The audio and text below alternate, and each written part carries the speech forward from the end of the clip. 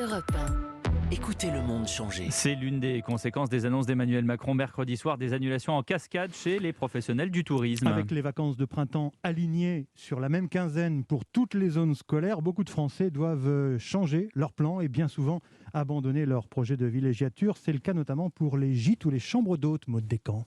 Les yeux rivés sur son carnet de réservation, Stéphane Simon soupire. Ce week-end, ses 3 chambres d'hôtes dans les Hauts-de-France resteront vides. On n'a plus de visibilité, on a tout annulé. C'est 70-80% de ce qui était prévu qu'on ne fera pas.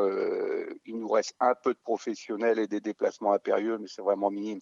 Il faut faire le dos rond en attendant. Faire le dos rond, cela devient difficile, estime Solange Escure, directrice nationale des Gîtes de France, qui a enregistré 50 000 annulations pour les 4 prochaines semaines. Ce sont plus de 25 millions d'euros de manque à gagner. Beaucoup d'appels, beaucoup de travail. Là, c'est un coup d'arrêt brutal, surtout pour les équipes. C'est l'impression de revenir un an en arrière. Pour tenter d'enrayer les annulations, certaines chaînes de camping et d'hôtels-clubs proposent des offres spéciales confinement. 3 semaines à prix cassé dans un logement équipé de Wi-Fi pour pouvoir télétravailler pendant que les enfants, eux, profitent un peu de leurs vacances. Les précisions de Maud Descamps.